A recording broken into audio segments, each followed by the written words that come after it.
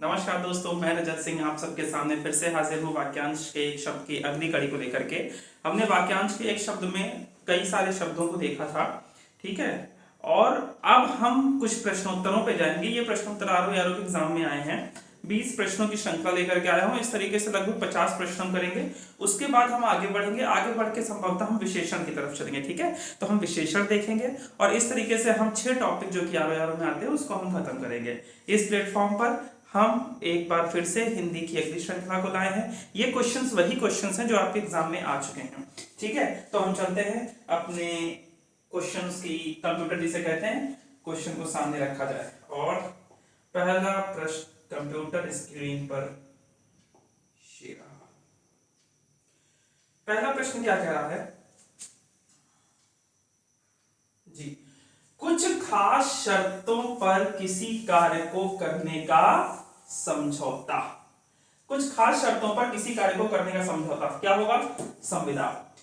यहां पर पहला है कर्मठता। कर्मठता का मतलब हम आप बिल्कुल अच्छी तरीके जानते हैं कि बहुत तत्पर होकर के किसी काम को करना कर्मठता। यहां पर शर्त नहीं लगती है, कर्मठता में कोई शर्त नहीं लगती है, ठीक है। ठेकेदारी, ठेकेदारी में भी क्या होता है कि व्यक्ति काम करता है और लेकिन यहां भी कोई शर्त जैसी चीजें नहीं होती।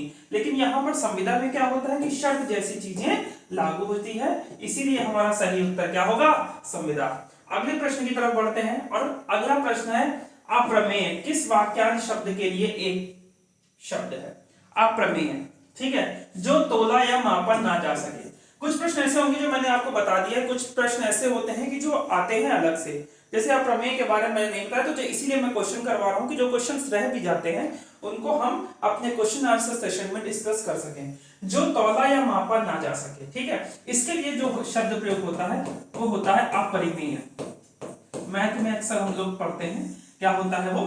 अपरिमेय। और जो अवश्य होने वाला हो उसको हम लोग कहते हैं अवश्यंभावी।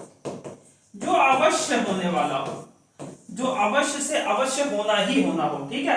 और जो प्रमाण से सिद्ध ना हो उसके लिए क्या कहेंगे? अप्रमेय। क्या कहेंगे? अप्रमेय, ठीक है। तो इसका आंसर क्या आएगा? सी। राइट आंसर क्या आएगा? सी। क्योंकि जो तोला या मापा ना जाके उसके लिए क्या होगा? अपरिमेय। अपरिमेय और अप्रमेय दोनों में बहुत अंतर है। अब आप हिंदी मीडियम से अगर पढ़े होंगे तो मैथ्स में अक्सर क्वेश्चन आता है कि प्रमाण द्वारा इसको सिद्ध करिए, ठीक है। प्रमेय, प्रमेय से संबंधित क्वेश्चंस मैथ में अक्सर आते थे। प्रमेय से संबंधित क्वेश्चंस अक्सर आते थे। उसमें होता था कि हमको LHS इक्वल टू RHS करना था, अर्थात left hand side equal to right hand side करना था। इसको हम प्रमाण के द्वारा सिद्ध करते थे, इसीलिए इसमें हम यहां पर क्या करते थे? अप्रमेय, ठीक है। तो जो प्रमाण से सिद्ध ना हो सके अप्रमेय, और जो प्रमाण से सिद्ध हो जाए उसके लिए क्या शब्द होगा? तो उसके लिए शब्द होगा प्रमेय, ठीक है। जो तोला या मापा ना जा सके अपरिमेय, और जो तोला या मापा जा सके उसके लिए क्या होगा? परिमेय। तुरंत हमें आ को हटा देना है, बिकॉज स्मॉल आ, छोटा आ जो होता है वो क्या होता है? निगेटिविटी का सेंस देता है। तो अपरिमेय में क्या हो गया? जो तोला या मापा ना जा सके और जो प्रमाण से सिद्ध ना हो सके वो क्या हो गया? अप्रमेय, ठीक है। अगले क्वेश्चन की तरफ बढ़ते हैं। अपने सहारे पर रहने वाला, ठीक, अपने सहारे पर रहने वाला। तो आत्मविश्वासी तो बिल्कुल नहीं हो सकता। क्यों नहीं हो सकता? क्योंकि जिसको अपने ऊपर विश्वास हो वो होता है आत्मविश्वासी। बलिष्ठ भी नहीं हो सकता। बलिष्ठ क्यों नहीं हो सकता? क्योंकि जो बल से युक्त होता है उसके लिए एक शब्द के लिए हम क्या प्रयोग करते हैं? बलिष्ठ। ये भी नहीं हो सकता। अब सर जी क्वेश्चन यहां पर दो चीजों में कंफ्यूजन आ रहा है, एक है स्वावलंबी और एक है आत्मनिर्भरी। आत्मनिर्भरी जो होता है वो क्या होता है? अपने ऊपर निर्भर, अपने ऊपर निर्भर। और स्वावलंबी क्या होता है? अपने सहारे पर रहने वाला। अब सर जी इसमें दोनों में अंतर क्या है? तो राइट आंसर तो हमें पता चल गया स्वावलंबी, लेकिन दोनों में अंतर क्या है? दोनों में बहुत माइन्यूट अंतर है। आत्मनिर्भरी और स्वावलंबी, स्वावलंबी थोड़ा सा पॉजिटिव सेंस देता है, आत्मनिर्भर भी जो होता है वो पॉजिटिव सेंस देता है। लेकिन आत्मनिर्भर में क्या होता है कि वो अपने ऊपर निर्भर है, और स्वावलंबी में क्या होता है कि वो अपने स्व मीन्स होता है अपना, मैंने बताया था वो अपने सहारे पर रहने वाला। तो यहाँ पे इसका राइट आंसर क्या होगा? ए। अगला क्वेश्चन, वाक्यांश और उनके लिए प्रयुक्त शब्दों को निम्नलिखित युग्मों में सही का हमें चयन करना है। यानी हमें कुछ वाक्यांश दिए हुए हैं, उनका आंसर भी दिया हुआ है, लेकिन वो आंसर सही नहीं है। जो सही आंसर है, जो सही युग्म है, उसका चयन करना है। कोशिश क्या करिए कि जरूर पेन जरूर लेके जाया करिए जब पेपर, कोई भी पेपर दिया करिए, खासतौर पर रेड पेन। और जहां कहीं भी ये नकारात्मक नहीं है, इस नहीं को जरूर पकड़ा करिए। अक्सर क्वेश्चन इसमें से गड़बड़ होता है, तो जहां कहीं भी नहीं आता है उसको तुरंत अंडरलाइन कर दिया करिए, जिससे कभी भी क्वेश्चन में कोई गड़बड़ी ना हो। ठीक है, तो चलते हैं अपने प्रश्न की ओर। वाक्यांशों और उनके लिए प्रयुक्त शब्दों में निम्नलिखित युग्मों में से सही का हमें चयन करना है। पहला क्या है? जो स्त्री अभिनय करे। जो स्त्री अभिनय करे। अभिनेता ना, वो तो भैया अभिनेत्री होगी, एक्ट्रेस। जो पुरुष अगर होता है, अभिनय कर रहा होता है, तो वो होता है एक्टर, अभिनेता। लेकिन अगर कोई स्त्री कर रही है तो उसके लिए हिंदी में हम क्या प्रयोग करते हैं? अभिनेत्री या एक्ट्रेस इंग्लिश में। जो व्याकरण जानता हो, व्याकरणिक। ठीक। आंखों से परे, प्रत्यक्ष, बिल्कुल गलत। आंखों से परे तो अप्रत्यक्ष होगा भैया। जो आंखों के सामने होगा वो प्रत्यक्ष होगा ना, और जो आंखों से परे होगा वो तो अप्रत्यक्ष होगा। लौट कर आया हुआ प्रत्यागत। एक विकल्प बचा और यही विकल्प आपका क्या है? सही। तो राइट आंसर इज डी, लौट कर आया हुआ। क्यों? क्योंकि जो स्त्री अभिनय करे, अभिनेत्री। जो व्याकरण जानता हो, वह व्याकरणिक। आंखों से परे, जो आंखों से परे हो, जो चीजें आपको दिखाई नहीं दे रही, परे क्या चीज होगी आंखों से, ठीक है, वो क्या होगा? अप्रत्यक्ष। और लौट कर आया हुआ प्रत्यागत, ये बिल्कुल सही है। तो हम इसके साथ चले जाएंगे। अगला क्वेश्चन, जिसका अनुभव इंद्रियों से, इंद्रियों द्वारा ना हो। बहुत पढ़ाया था आपको, अगर आपने पिछली क्लासेस देखी होंगी तो आपको पता होगा। यहां पर है, तो इसका सही आंसर है, सर जी आपने बताया था, आंख बंद करके हम बता रहे हैं अतीन्द्रिय। बिल्कुल सही बात है, इसका सही आंसर है। लेकिन जितेंद्रिय भी एक शब्द है। जितेंद्रिय क्या होता है? जिसने इंद्रियों को जीत लिया, इंद्रियों को जीतने वाला। ये जितेंद्रिय भी होगा और ये इंद्रजीत भी होगा। ठीक है, क्या होगा? इंद्रजीत होगा। तो जिसका अनुभव इंद्रियों द्वारा ना हो सके, अतीन्द्रिय। मैंने आपको बताया था, कैसे बताया था? अतीन्द्रिय बेटा याद करना, अतीत इंद्रिय। इंद्रिय मतलब क्या होता है? हमारी इंद्रियां, कर्मेंद्रिय, ज्ञानेंद्रिय होती हैं। तो जो हमारी इंद्रियों के अतीत जा चुका हो, जो हमारी इंद्रियों को दिखाई ना दे रहा हो, वो क्या होगा? अतीन्द्रिय, अतीत इंद्रिय। जिसका अनुभव इंद्रियों द्वारा ना हो सके, अतीन्द्रिय। ठीक है। अगला क्वेश्चन कंप्यूटर स्क्रीन पर ये रहा, जिसकी ग्रीवा सुंदर हो। क्या बात है? सु, सु से गोला बनाया था मैंने, और मैंने आपको बताया था सु मतलब सुंदर। सुग्रीव, ग्रीव मतलब गला, जिसका गला सुंदर हो, सुग्रीव। सुशिक्षित, जो पूर्णतः शिक्षित है, सुंदर शिक्षित है, उसके लिए क्या होता है? सुशिक्षित। और क्या होता है? सुव्यवस्थित। व्यवस्थित तो है ही है, तो बहुत सुंदर तरीके से व्यवस्थित है। सु अक्सर में उसको क्या करता है? और ज्यादा उस शब्द को इलॉबरेट कर देता है, सुंदर बना देता है। ठीक है, सुशिक्षित, सुव्यवस्थित, सुग्रीव। और क्या होता है? सुशासन। क्या होता है? सुशासन। ठीक है, कितने शब्द हमने पढ़े? तो जिसकी ग्रीवा सुंदर हो, क्या होगा? सुग्रीव। ठीक है, सुधीर, सुनील, कोई मतलब नहीं बनता। अगला, खोज करने वाला। खोज करने वाला, राइट आंसर इज अन्वेषक। अनुपम, बिल्कुल नहीं। अनुपम सर जी क्यों नहीं हो सकता? क्योंकि जिसकी उपमा ना की जा सके वो होता है अनुपम। जिसकी उपमा ना की जा सके, दैट इज अनुपम। तो ये कैसे हो सकता है? क्योंकि खोज करने वाले की बात कर रहे हैं। निवेशक बिल्कुल नहीं हो सकता, अनुवर्ती भी नहीं हो सकता, तो क्या बचा हमारे पास? अन्वेषक। तो राइट आंसर इज अन्वेषक। ठीक, अन्वेषक, एक्चुअली अन्वेषक जो खोज करने वाला है उसको अन्वेषक कहते हैं, और जिस चीज की होती है उसको क्या कहते हैं? अन्वेषण। ठीक है, अन्वेषण से बना है क्या? अन्वेषक। क्या कह सकते हैं? अन्वेषक से बना है क्या? अन्वेषण। ठीक है, जिसका कोई शत्रु नहीं जन्मा हो। अब 9 क्वेश्चंस, 8 क्वेश्चंस हो चुके हैं। अगले क्वेश्चंस पे जाने से पहले चैनल को लाइक, सब्सक्राइब और शेयर जरूर करिए, जिससे ज्यादा से ज्यादा लोगों तक प्रश्न पहुंच पाए और उनको भी क्लास का लाभ मिल सके। ठीक है, चलते हैं अगले प्रश्न की ओर। जिसका कोई शत्रु नहीं जन्मा हो। जन्म अजेय, रॉन्ग। शत्रुजयी, रॉन्ग। अजात शत्रु, सही। शत्रु विहीन, रॉन्ग।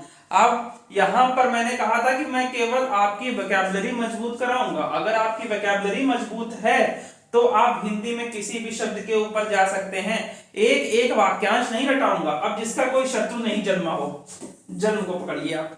ठीक, अजेय, जेय आ निगेटिव फीलिंग, जे जीतना, यानी जिसको जीता ना गया वो क्या हो गया? अजेय। शत्रुजयी, यानी अगर इसका सेंस निकाला जाए तो हो गया शत्रु जयी, अर्थात शत्रु को जीतने वाला। अगर थोड़ा बहुत भी इसका सेंस निकाला जाए तो इसका क्या होगा? शत्रु को जीतने वाला। शत्रु विहीन, यानी शत्रु है ही नहीं, शत्रु से विहीन। क्या हो गया? शत्रु से विहीन, यानी भाई साहब का कोई शत्रु ही नहीं है। तो ये हो गया शत्रु विहीन और ये हो गया शत्रुजयी, जिसने शत्रु पर जीत प्राप्त कर ली। लेकिन सवाल क्या है? जिसका शत्रु जन्मा ही ना हो, तो आ हो गया निगेटिव, हो गया नहीं। जात मतलब हो गया जन्म और शत्रु का मतलब हो गया शत्रु, अर्थात जिसका कोई शत्रु नहीं जन्मा हो वो क्या हो गया? अजात शत्रु। आ आपको निगेटिविटी की फीलिंग दे रहा है, जात हो गया जन्म और शत्रु तो शत्रु है, तो जिसका कोई शत्रु नहीं जन्मा वो क्या हो गया? अजात शत्रु। चलते हैं अगले क्वेश्चन की तरफ। बहुत अच्छा शब्द है अपरिणित। निम्नलिखित में से वाक्य शायद मैंने नहीं बताया था, इसको लिख लीजिएगा। ठीक है, जिसका विवाह ना हुआ वो क्या हो गया? परिणित, अपरिणित। ठीक है, और जिसका विवाह हो चुका हो वो हो जाएगा या तो विवाहित या परिणित। क्या लिख सकते हैं इसको? परिणित। एक मूवी आई थी परिणीता, विद्या बालन की, संजय दत्त की और सैफ अली खान की मूवी थी शायद। परिणीता मूवी थी। तो उसमें यही था कि वो शादी को लेकर के ही पूरी मूवी बनी थी। ठीक है, तो उससे अगर आपको ध्यान है तो याद रखिएगा, जिसका विवाह हो चुका हो परिणित, ठीक है, और जिसका विवाह ना हुआ हो अपरिणित। ठीक है, कोई क्लियर? कोई दिक्कत नहीं। चलते हैं अगले प्रश्न की ओर। निम्नलिखित में से किस वाक्यांश के लिए दुर्निवार प्रयुक्त होता है? क्या प्रयुक्त होता है? दुर्निवार। ठीक, तो जिसे दूर करना कठिन हो। ठीक है, एक्चुअली ये दुर्निवार जो होता है जिसका निवारण करना कठिन हो। निवारण मतलब क्या होता है? उसका हल निकालना, उसको दूर करना। तो इससे एग्जैक्टली मिलता जुलता जो है वो दूर करना ज्यादा क्लियर हो रहा है, इसीलिए इसका आंसर क्या होगा? जिसे दूर करना कठिन है। ठीक है, और बाकी कुछ नहीं लग रहा है। वार कोई मतलब नहीं, जिसे देख पाना कठिन हो ये भी नहीं, जिसे जीत पाना कठिन हो ये भी नहीं हो सकता। तो इसका आंसर क्या होगा? दुर्निवार का, जिसे दूर करना कठिन हो। अगला क्वेश्चन। ठीक है, आगे भैया, श्वेत से उत्पन्न जा। जा मतलब मैंने बताया था क्या होता है? जन्म। क्या होता है?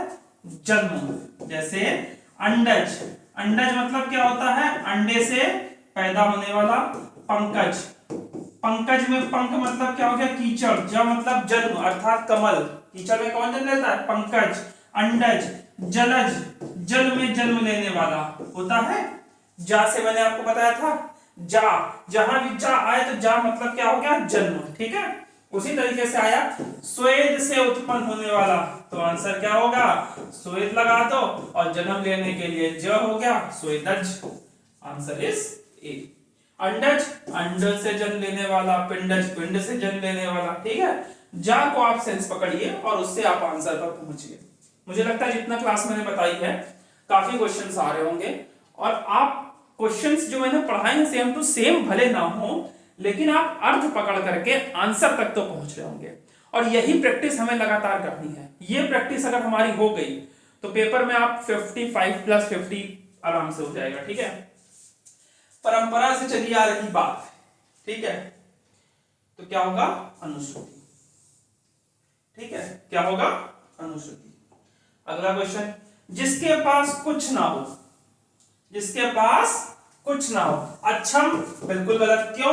आ नेगेटिव, क्षम से क्षमता, यानी जिसके पास क्षमता ना हो, अक्षम, अकिंचन, अभी इसको छोड़ देते हैं। अज्ञ, ज्ञा से ज्ञानी, अ से नेगेटिव यानी जो कुछ नहीं जानता। असमर्थ, जो समर्थ ना हो, जिसके पास समर्थ ना हो, जो ताकत मतलब जिसके पास कुछ काम करने का सामर्थ्य ना हो, तो उसके लिए क्या होगा? असमर्थ। बचा क्या? अकिंचन। राइट आंसर इज अकिंचन। तो जिसके पास कुछ ना हो, आंसर इज अकिंचन। चाहे आप ऐसे करिए और चाहे आप डायरेक्ट करिए, एम हमारा होना चाहिए कि हमारा आंसर सही हो। ठीक है, जो ईश्वर में विश्वास करता हो, आंख बंद करके क्या बताएं इसको? आस्तिक। अक्सर आप लोगों ने सुना होगा। कम बोलने वाला, मितभाषी। मित कम, भाषी बोलने वाला। मृदु मीठा, भाषी भाषा, यानी मीठा बोलने वाला। क्या होगा यहां पर? मीठा बोलने वाला। क्या यहां पर ऊपर मीठा बोलने वाला लिखा हुआ है? नहीं सर जी, यहां तो कम बोलने वाला लिखा हुआ है। अच्छा, अगला बहुभाषी, यानी बहुत बोलने वाला। बहु से हो गया बहुत और ये हो गया बोलने वाला। क्या यहाँ बहुत बोलने वाला लिखा हुआ है? नहीं सर जी। अभाषी, कुछ नहीं बोलने वाला, कुछ भी ना बोले, कुछ ना बोलने वाले के लिए क्या हो जाएगा? अभाषी। तो बचा क्या? मितभाषी। मितभाषी, मित मीन्स होता है कम। जैसे एक शब्द आता है, मित को पकड़िए और मित को पकड़ के कम वाले कॉन्सेप्ट पे हम चलते हैं। जैसे एक शब्द आता है मितव्ययी। क्या आता है? मितव्ययी, अर्थात कम व्यय करने वाले व्यक्ति के लिए क्या आता है? वो बहुत मितव्ययी है। ठीक है, और क्या आता है? मितभाषी।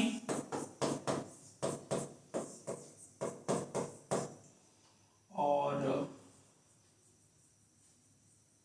इसी तरीके से होता है। ठीक है, मितभाषी, मितव्ययी, इस तरीके से। मित मतलब क्या होता है? कम। मित मतलब क्या होता है? कम। कम को पकड़ करके आप कॉन्सेप्ट बनाइए और आप अपने आंसर पर पहुंचिए।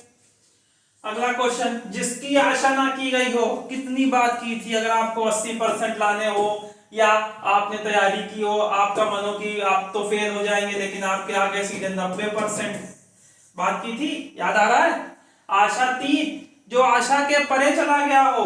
अप्रत्याशित, जिसकी आशा ना की गई हो। याद आया? आशातीत, आशा धन अतीत, अर्थात जो आशा को पार कर गया है उसके लिए क्या है? अतीत। और अप्रत्याशित, जिसकी आशा ही नहीं की थी, वो क्या हो गया? अप्रत्याशित। ठीक है, अगला क्वेश्चन, उत्तराधिकार में प्राप्त संपत्ति, धरोहर। अच्छा, अगर उत्तराधिकार में प्राप्त संपत्ति को हम धरोहर कहते हैं, ताजमहल भी हमारा था, फिर हमारी धरोहर है। लाल किला भी मेरा होता, धरोहर है ये हमारी। मैं कहता हूं ये मेरी धरोहर है। मैं कहता हूं मीनाक्षी टेम्पल जो बना हुआ है वो मेरी धरोहर है। मैं कहता हूं दिलवाड़ा जैन टेम्पल मेरा है, मेरी धरोहर है। तो क्या वो मुझे उत्तराधिकार में मिली है? नहीं। तो धरोहर अलग चीज है और उत्तराधिकार में प्राप्त संपत्ति मिली अलग है। ठीक है, उत्तराधिकारकृत ये बिल्कुल गलत। क्यों? उत्तराधिकारकृत, कृत मीन्स होता है करना, उत्तराधिकार तो पूरा शब्द ही एकदम अलग लग रहा है। ठीक है, परिसंपत्ति, यानी परि मतलब होता है दूसरा, ठीक है, और दूसरे की संपत्ति। राइट आंसर इज रिक्त। ठीक है, उत्तराधिकार में प्राप्त संपत्ति क्या होगा? रिक्त। ठीक है, चलते हैं अगले प्रश्न की ओर। बिना पलक झपकाए चकित, तो चकित में पलक झपकती है, बिना पलक झपकती की आदमी चौंक जाता है, बहुत देर तक आंखें चमकती है, तो बहुत देर तक आंखें खुली रहती है ना, तो उसके लिए क्या हो जाएगा? चकित न, देखते रहना न, विपलक न, विपलक होगा पलक रहित। क्या होगा? पलक रहित। लेकिन निर्विमेष इज राइट आंसर, तो हमारा राइट आंसर क्या होगा? बी। सब कुछ जानने वाला, क्या बात है, ज्ञा को पकड़िए, कॉन्सेप्ट को, ज्ञा से ज्ञानी और बनाइए, क्या बनाइए? अज्ञ बनाइए, सॉरी अज्ञ बनाइए। ठीक है, और क्या बनाइए? अनभिज्ञ बनाइए, और क्या बनाइए? अभिज्ञ बनाइए। ठीक है, सर्वज्ञ बनाइए, कुछ भी बनाइए ज्ञा लेकर के, तो बनाइए सब कुछ जानने वाला, सब, सर्वज्ञ, ज्ञानी, राइट आंसर इज सर्वज्ञ। क्लियर। और इस सेशन का लास्ट क्वेश्चन, जो किसी विषय का ज्ञाता हो, जो किसी विषय का ज्ञाता हो, फिर सेम ज्ञा कॉन्सेप्ट पकड़िए और उत्तर पर पहुंचिए। अभिज्ञ, जो कुछ जानता हो, जो कुछ जानता हो उसके लिए क्या होगा, अभिज्ञ। चैतन्य अलग चीज है। विशिष्ट, विशिष्ट मतलब होता है विशेष, और विशेषज्ञ जो कुछ विशेष जानता हो या जो किसी विषय के बारे में जानता हो उसके लिए क्या होगा, विशेषज्ञ। तो 20 प्रश्नों की श्रृंखला में कुछ प्रश्न ऐसे मिले हमको जिसको मैंने आपके साथ डिस्कस किया था, और कुछ प्रश्न ऐसे मिले जो हमारे लिए नए थे, उसके साथ हमने डिस्कस किया। इसी तरीके से प्रश्नों की दो श्रृंखला लेकर के आऊंगा, या प्रश्न बाद में लेकर के आऊंगा। अगला टॉपिक विशेषण पे आएंगे। इस तरीके से हिंदी पे हम धीरे धीरे आगे बढ़ते रहेंगे, और पेपर के पहले हिंदी के पूरे कॉन्सेप्ट खत्म कर देंगे, फिर हर बार नए प्रश्नों की श्रृंखला लेकर के आएंगे और उन प्रश्नों के साथ खेल करेंगे। ठीक है, तो अभी के लिए इतना बहुत है, अगले बाद में मिलते हैं। और चैनल को लाइक, सब्सक्राइब और शेयर जरूर करिएगा। Thank you very much.